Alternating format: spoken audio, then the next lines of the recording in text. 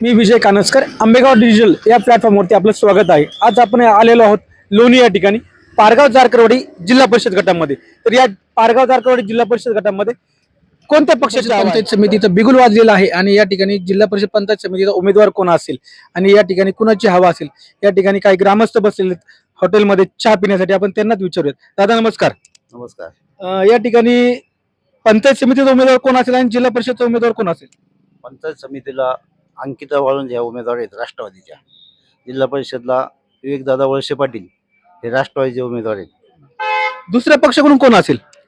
भाजपचे किरण वाळुंज आहेत आणि सेनेचे कोण कोण आहेत, रवी वळसे आहेत। दादांना अजून हेही सांगता येत नाही की समोरच्या पार्टीकडून किंवा विरोधी पक्षाकडून कोण उमेदवार असेल ते। त्यांनी राष्ट्रवादी पक्षाकडून पंचायत समिती, जिल्हा परिषदेकडून अंकिता वाळुंज आणि विवेक वळसे पाटील यांची नावं घेतली। तर ठीक आहे दादा, कुणाची हवा असेल किंवा विवेक वळसे पाटील किंवा अंकिता वाळुंज यांच्या विरुद्ध जर हे तिन्ही गट एकत्र आले तर काय होऊ शकतं?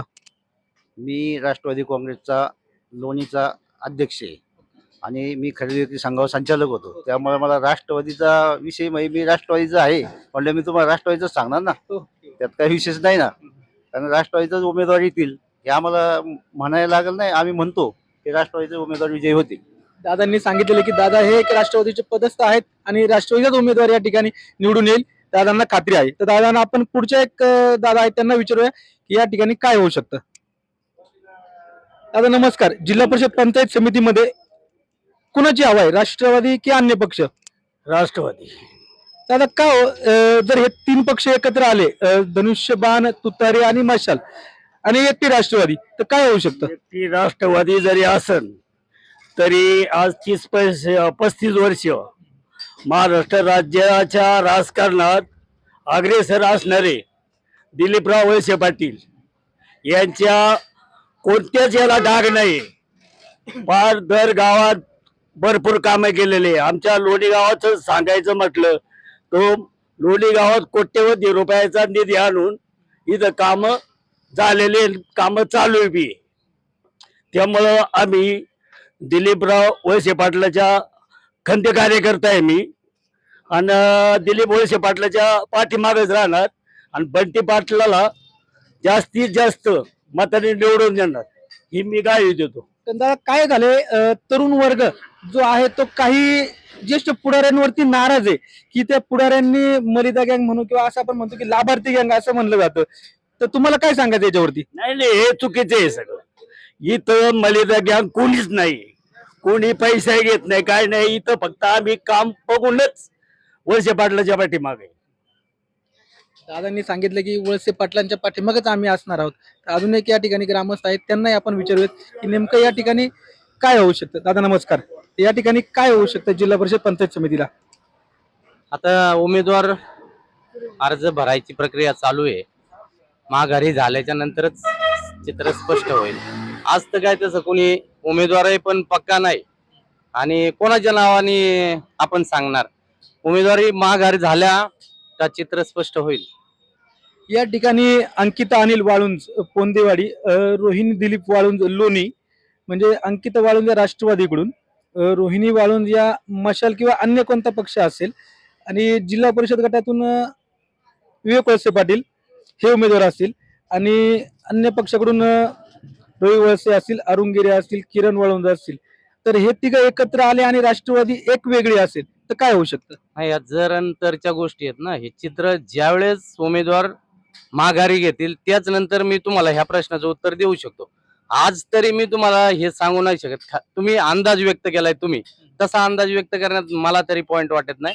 उमेदवारी अर्ज माघार झाली, उमेदवार निवडणुकीत रिंगणात राहिले का मग मी सांगू शकतो 100% काय होईल ते।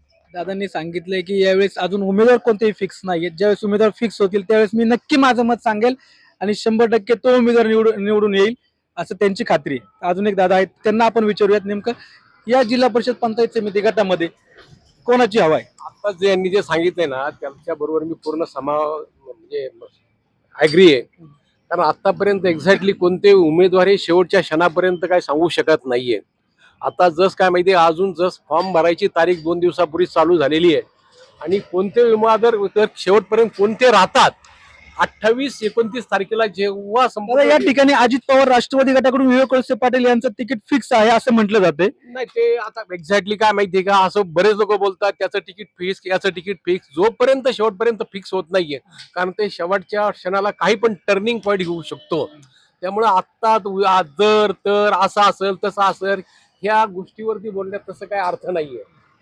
म्हणजे अंकिता वाळुंज असतील आणि किंवा विवेक वळसे पाटील असतील यांनी 4-5 महिन्यापासून प्रचारही चालू केलेला आहे आपला. आणि बाकीचे जे आहेत अरुण गिरे असतील किंवा रवी वळसे असतील, रवी वळसे हे धनुष्यबाणाकडून सीट मागतात आहे.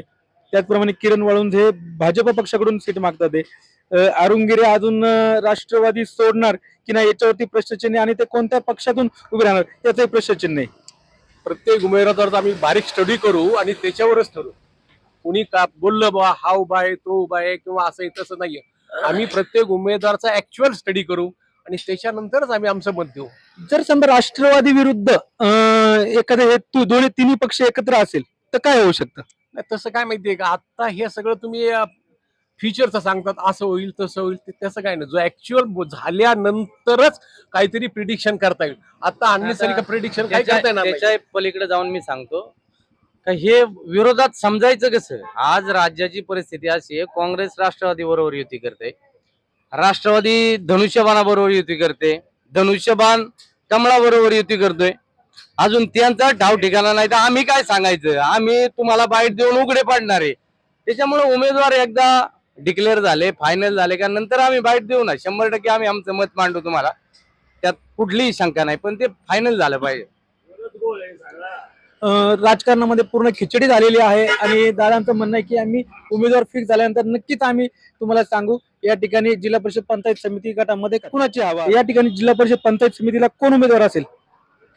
उमेदवार रवी वळसे आणि बंटी दादा. रवी वळसे आणि बंटी दादा. ठीक आहे, मग या ठिकाणी रवी वळसेची हवा असेल की बंटी दादाची? सध्या तरी रवी वळसेंचं काय आमच्याकडे म्हणजे येणं जाणं कमी आहे. तर भविष्यात काय होईल, लोक काय करतील नाही सांगता येत. तुम्हाला म्हणायचं की बंटी दादा यावेळेस इच्छुक उमेदवार आहेत आणि ते पक्षाने राष्ट्रवादी पक्षातून उमेदवारी भरतील. अजून पुढच्या पक्षाचा कोण उमेदवार असेल ते नक्की नाहीये. अजूनही काही ग्रामस्थ या ठिकाणी आहेत, आपण त्यांनाही विचारूया की या जिल्हा परिषद पंचायत समितीमध्ये कुणाची हवा असेल. दादा नमस्कार. या ठिकाणी जिल्हा परिषद पंचायत समितीचं निवडणुकीचं बिगुल वाजलेलं आहे. या ठिकाणी पंचायत समितीचा उमेदवार कोण कोण आहे आणि जिल्हा परिषदचा उमेदवार कोण कोण आहे आणि कुणाची हवा आहे या ठिकाणी? पंचायत समितीला आहे रोहिणी दिलीप वाळुंज आणि तिचं नाव काय पुरी त्या अनिल वाळुंज पोंदवडे त्यांची मुलगी आहे. अनिल वाळुंज यांची मुलगी आहे पंचायत समितीमध्ये. तर या ठिकाणी काय होऊ शकतं वातावरण?